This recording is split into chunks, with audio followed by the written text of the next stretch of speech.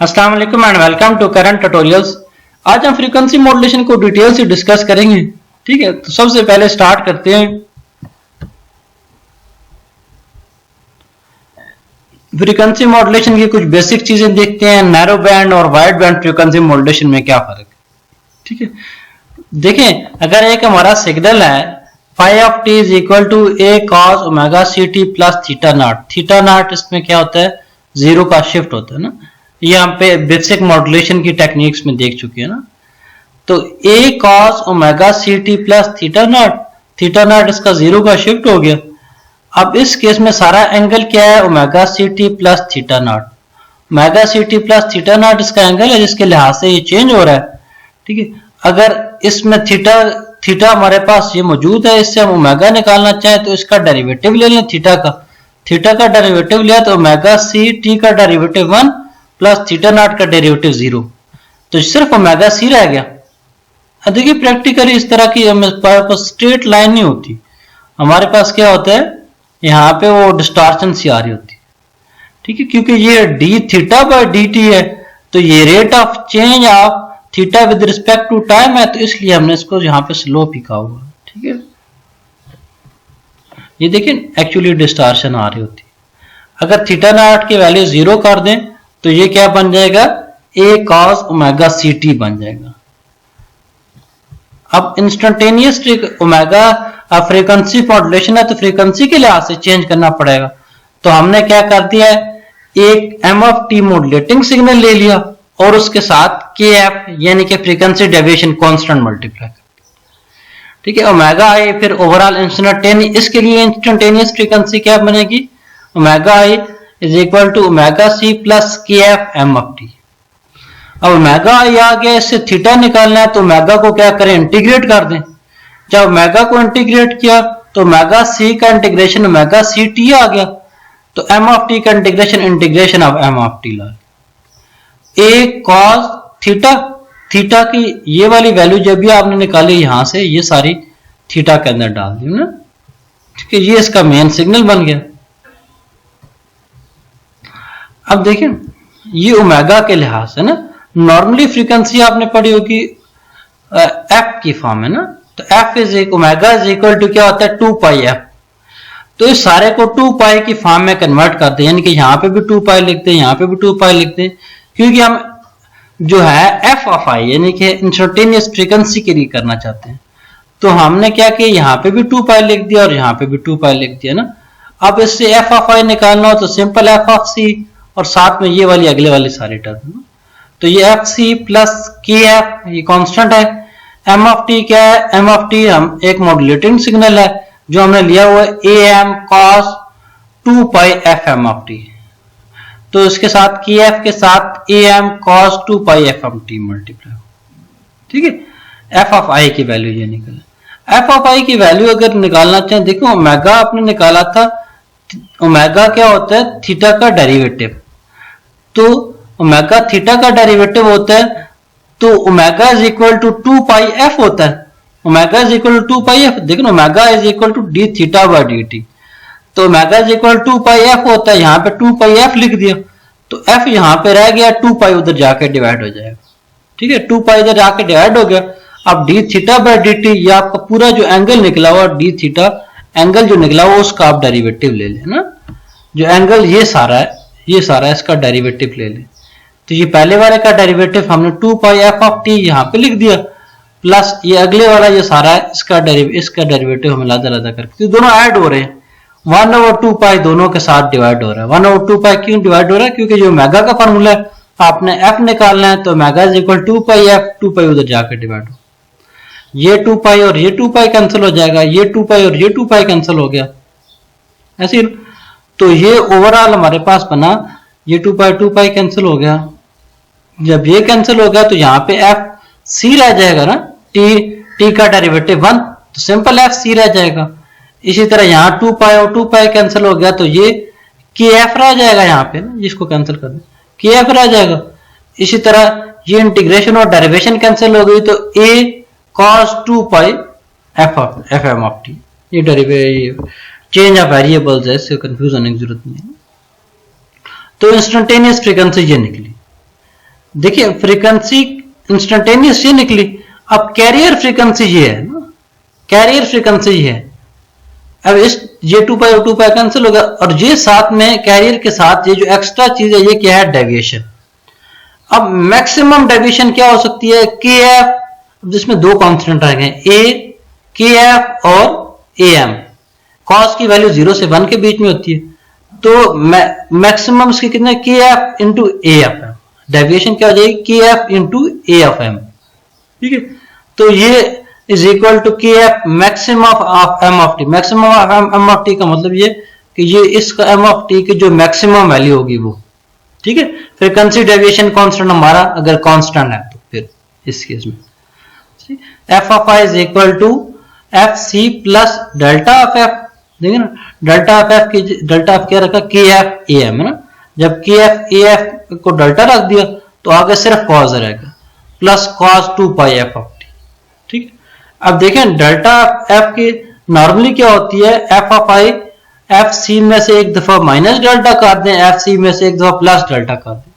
ठीक है, normally frequency ये होता है ना, अगर आपकी फ्रीक्वेंसी जो फ्रीक्वेंसी डेविएशन है 5 है, आपकी कैरियर फ्रीक्वेंसी 100 है, तो वो कहां से 95 से लेकर 105 तक जाती है। इसी तरह मॉड्यूलेशन इंडेक्स क्या होता है, मॉड्यूलेशन इंडेक्स होता है frequency deviation divided by modulating frequency. Frequency deviation देखिए हमने यहां निकाले के एफ इंटू ए एम, यानी कि ये वाला के एफ और ए एम है ना, k f A m divided by f. तो मॉड्यूलेशन इंडेक्स क्या बन गया, k f A m divided by f of m. अब देखिए मॉड्यूलेशन क्लासिफिकेशन देखते हैं, classification of F M narrow band और वाइड बैंड में कैसे फर्क पड़ता है मॉड्यूलेशन इंडेक्स से। देखिए मॉड्यूलेशन इंडेक्स होता है frequency deviation divided by modulating frequency. तो frequency deviation is equal to k f into A m divided by f of m. अब ये मॉड्यूलेशन इंडेक्स अगर लेस देन 1 है तो वो नैरो बैंड फ्रीक्वेंसी मॉड्यूलेशन है। ठीक है, अगर मॉड्यूलेशन इंडेक्स ग्रेटर देन 1 है तो वो वाइड बैंड फ्रीक्वेंसी मॉड्यूलेशन होगी। ठीक है, जिसका मतलब है इसकी ज्यादा वैल्यू की इसकी मॉड्यूलेटिंग फ्रीक्वेंसी इसका कांस्टेंट के एफ और इस ए एम यानी कि मॉड्यूलेटेड सिग्नल का एम्पलीट्यूड जो है सिग्नल का जो मॉड्यूलेट कर रहे हैं इसके ऊपर डिपेंड करता है। अब नैरो बैंड फ्रीक्वेंसी मॉड्यूलेशन के केस में मैक्सिमम मॉड्यूलेटिंग फ्रीक्वेंसी जो होती है वो ज्यादातर 3 किलोहर्ट्ज तक होती है। ठीक है, और फ्रीक्वेंसी डेविएशन 75 किलोहर्ट्ज तक होती है। इसी तरह वाइड बैंड के केस में मॉड्यूलेटिंग फ्रीक्वेंसी 30 से लेकर 15 किलोहर्ट्ज तक होती है, और फ्रीक्वेंसी डेविएशन जो है वो 75 यानी कि दोनों की फ्रीक्वेंसी डेविएशन क्या होती है, बराबर होती है। अब बैंडविड्थ ऑफ वाइड बैंड जो होती है वो ग्रेटर देन होती है 15 टाइम्स नैरो बैंड से। ठीक है, ये 3 किलोहर्ट्ज तक है, आप आसानी से देख लें, ये 15 किलोहर्ट्ज तक है तो काफी ज्यादा है, नॉर्मली 15 गुना ज्यादा होती है इसकी ना बैंडविड्थ। अब नैरो बैंड एंगल मॉड्यूलेशन के केस में देखते हैं। अब देखें मॉड्यूलेशन इंडेक्स किसके इक्वल होता है, k f m of t. M of t की जगह यहाँ ए ऑफ टी गिवन है क्योंकि A cos omega c t given है। तो अगर ये लेस देन 1 होगा तो ये सारा क्या हो जाएगा, ये सारा नैरो बैंड फ्रीक्वेंसी मॉड्यूलेशन होगी। अब नैरो बैंड फ्रीक्वेंसी मॉड्यूलेशन होगी। अब ए कॉस ओमेगा सी टी ये माइनस के f A sine omega T. ये साइन ओमेगा टी पता क्यों है, ये साइन ओमेगा टी इसलिए है कि ये पीछे देखें जो सिग्नल था ये सिग्नल की इंटीग्रेट हो रहा था। अगर ये कॉस है तो कॉस की इंटीग्रेशन होकर क्या हो जाएगा, साइन हो जाएगा। ठीक, k f A sine omega c. अब ओवरऑल क्या होगा, ये सिग्नल जो है ओमेगा सी यानी कि प्लस ओमेगा सी और माइनस ओमेगा सी पे इस कॉस की वजह से शिफ्ट हो जाएगा। इस कॉस की वजह से ओमेगा सी और माइनस ओमेगा सी पे शिफ्ट हो गया। अब ये अगले वाला जो है साइन ये क्या करेगा, इस सिग्नल की आगे 2 और प्लस कॉपीज बना देगा, f c minus f m और f c plus f m. इसी तरह f c minus f m minus plus f m दोनों बना देगा। ठीक है, ये वाला क्या करता है, ओरिजिनल की 2 कॉपियां जनरेट कर देता है। ये क्या करता है, जो अगले वाले 2 कॉपियां इसकी होती हैं उसकी आगे 2 और कॉपियां बना देता है। ठीक है, ये उसमें आप क्या नाम है, फोरियर ट्रांसफॉर्म में ये पढ़ा है ना आपने, इसकी 2 कॉपियां बन गई। अब देखें इसकी 2 कॉपियां बनने की वजह से इसकी बैंडविड्थ क्या हो जाएगी, 2W हो जाएगी, जैसे AM के केस में होती थी, दोनों की 2 कॉपियां बनने से डबल बैंडविड्थ हो जाएगी। आगे चलते हैं, इसमें से 2 कॉपियां बन गई। अब वाइड बैंड के केस में क्या चीज होती है, वाइड बैंड के केस में ये वाली वैल्यू जो है वो ग्रेटर देन 1 होती है ना, ये वाली वैल्यू जब ग्रेटर देन 1 होती है तो ये क्या, ये बहुत ज्यादा आगे कॉपियां बनाना शुरू कर देता है।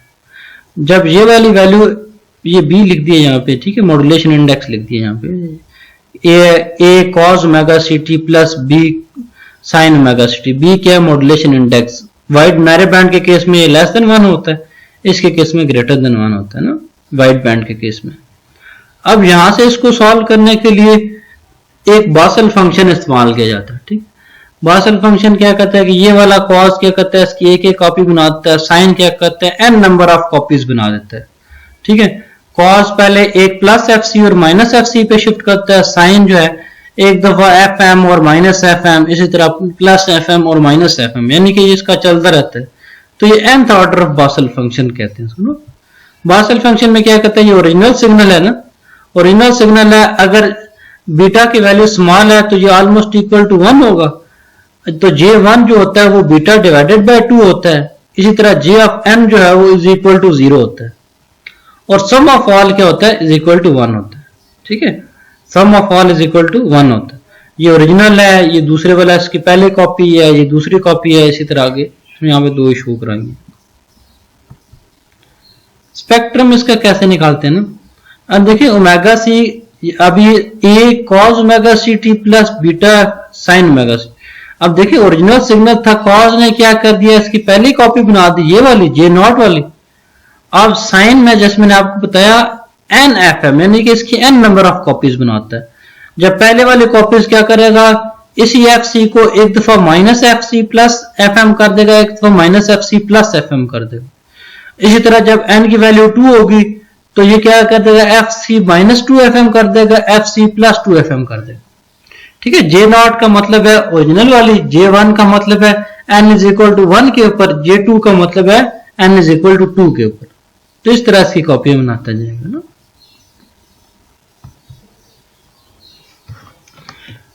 फ्रीक्वेंसी मॉड्यूलेशन की बैंडविड्थ और एवरेज पावर कैसे फाइंड करते हैं, ये चेक करते हैं ना। देखिए फ्रीक्वेंसी मॉड्यूलेशन के केस में हम बैंडविड्थ फाइंड करने के लिए कार्सन रूल ज्यादा इस्तेमाल करते हैं, क्योंकि अगर थ्योरेटिकली देखा जाए तो हमें फ्रीक्वेंसी मॉड्यूलेशन के लिए इनफाइनाइट बैंडविड्थ चाहिए होती है, जो प्रैक्टिकली पॉसिबल नहीं होती। तो कार्सन की वजह से हम इसका लोअर बाउंड निकाल लेते हैं। कार्सन रूल स्टडी करते हैं जो कि फ्रीक्वेंसी मॉड्यूलेशन के केस में लोअर बैंडविड्थ फाइंड करने के लिए यूज किया जाता है। ये कार्सन रूल कहता है जो सिंगल टोन मैसेज की बैंडविड्थ होती है 2 times delta FM, delta FF क्या है, frequency deviation, plus 2 F of M। ठीक है, F ऑफ M हमारा सिग्नल मॉड्यूलेटिंग सिग्नल है। अगर FM दोनों में से कॉमन ले लें तो यहाँ पे क्या आ जाएगा, delta FF divided by FM, delta FF divided by FM क्या बन जाता है, बीटा। ठीक है, मॉड्यूलेशन इंडेक्स, तो बीटा तो ये इक्वल टू ये बन गया। अगर जनरल केस में देखा जाए तो यहाँ पे FM की जगह क्या लिखा होता है, 2W लिखा होता है। 2W यानी कि W का मतलब क्या, हाईएस्ट फ्रीक्वेंसी, हाईएस्ट फ्रीक्वेंसी का डबल बैंडविड्थ चाहिए होती है, इसलिए 2W लिखा होता है। ठीक है, इसी तरह अगर आप यहाँ W से दोनों में से कॉमन ले लेंगे तो delta FF divided by W आ जाएगा, यहाँ पे यहाँ 2 भी कॉमन ले लिए तो यहाँ प्लस 1 आ जाएगा ना। Delta FF divided by W आएगा, delta FF divided by W क्या होगा, डेविएशन रेशो आ गया। डेविएशन रेशो वही है जो मॉड्यूलेशन इंडेक्स के इक्वल होती है। ठीक है, अब डेल्टा ऑफ F क्या चीज है, delta of F frequency deviation है जो maximum of K of F into M of T। ठीक है, अगर KF कांस्टेंट है तो maximum of KF into maximum of M of T होता है। अच्छा, कार्सन रूल के अलावा सिंपल अगर बैंडविड्थ सिंपलेस्ट तरीके से फाइंड करनी हो तो BW is equal to bandwidth is equal to 2 time FM into N होता है, ठीक है। FM क्या है, मॉड्यूलेटिंग फ्रीक्वेंसी है, ठीक है। N जो है number of significant side bands, ठीक है। वैसे क्योंकि N number of side bands होते हैं, बहुत ज्यादा होते हैं, तो सिग्निफिकेंट साइड बैंड्स अगर आप 2 ले लें, 3 ले लें, तो 7 किए जा सकते हैं ना।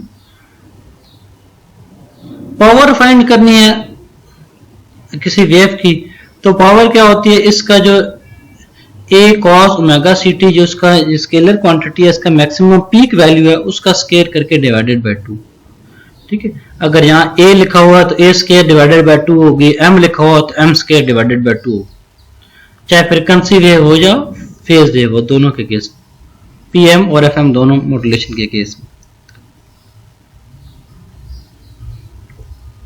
प्री एम्फेसिस और डी एम्फेसिस क्या होता है ये चेक करते हैं ना, क्योंकि प्री एम्फेसिस और डी एम्फेसिस कैसे इस्तेमाल करते हैं।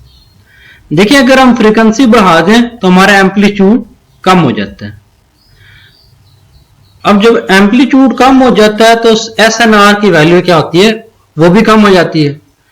तो यही काम करते हैं हम, हाई फ्रीक्वेंसी कंपोनेंट का जिसका SNR ज्यादा हो उसको क्या करते हैं, उसको हाई फ्रीक्वेंसी कंपोनेंट जिसका उसको हम कहते हैं एम्फसाइज करते हैं, ठीक है, उसको हम बूस्ट कर देते हैं बिफोर ट्रांसमिशन।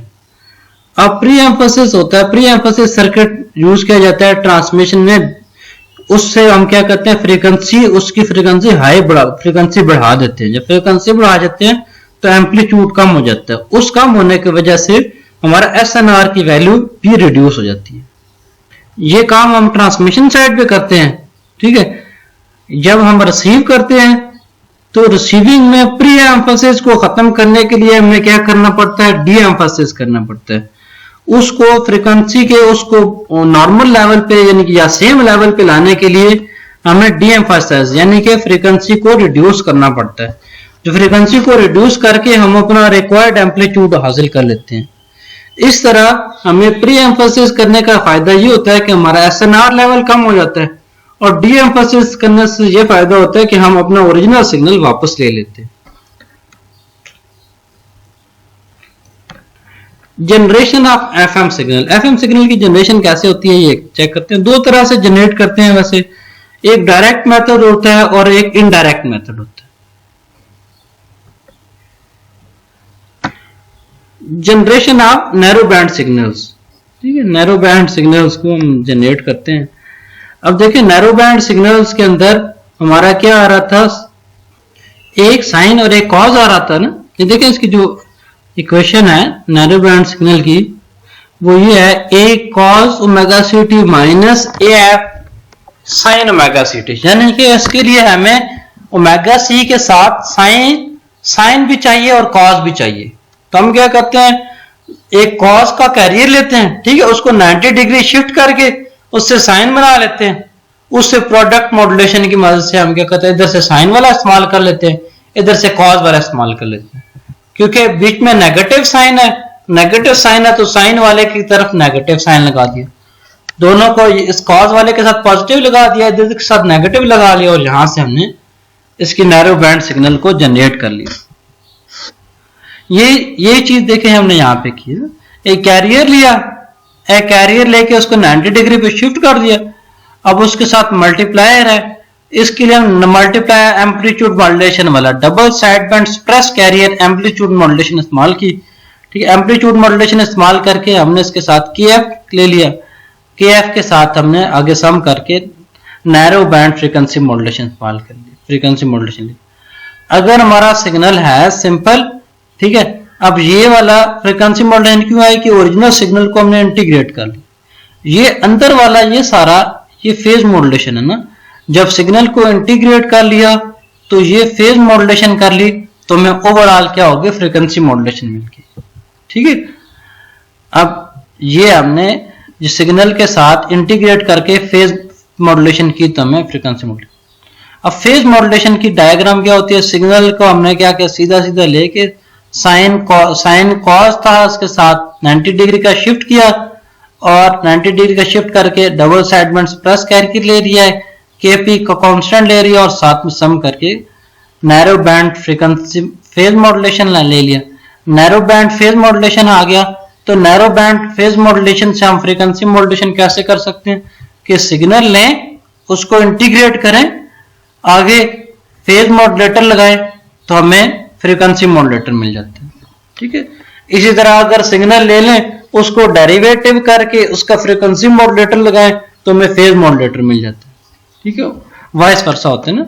अगर यहाँ पे इंटीग्रेशन की बजाय फेज डेरिवेशन लगाएं और आगे क्या करें, फेज मॉड्यूलेशन है इस केस में, तो फ्रीक्वेंसी मॉड्यूलेशन लगाएं तो हमें फेज मॉड्यूलेशन मिल जाए, जिनके एक दूसरे का ऑपोजिट है। इसमें हमारे पास फेज मॉड्यूलेशन थी, ये सारा फेज मॉड्यूलेशन वाला सर्किट है ना, ये फेज मॉड्यूलेशन वाला, इसके पीछे हमने इंटीग्रेटर लगा के इससे हमने फ्रीक्वेंसी लगा। Generation of wide band signals, wide band signals को किस तरह जनरेट करते हैं वो चेक करते हैं ना।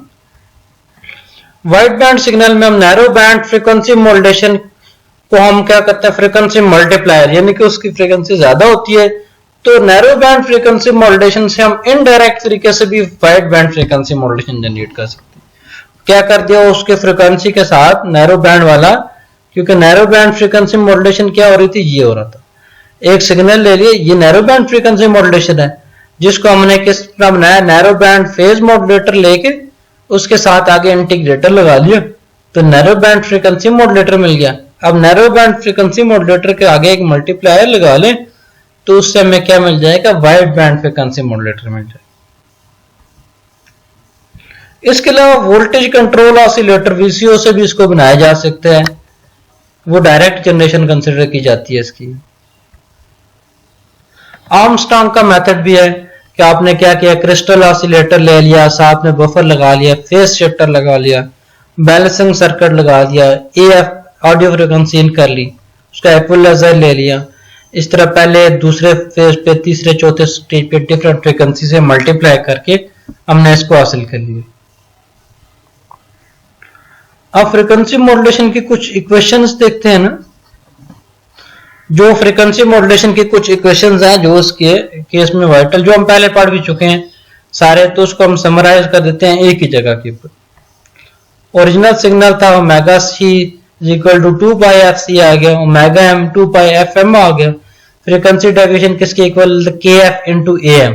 ठीक है, इसको हम मैक्सिमम माइनस मिनिमम से भी फाइंड कर सकते हैं।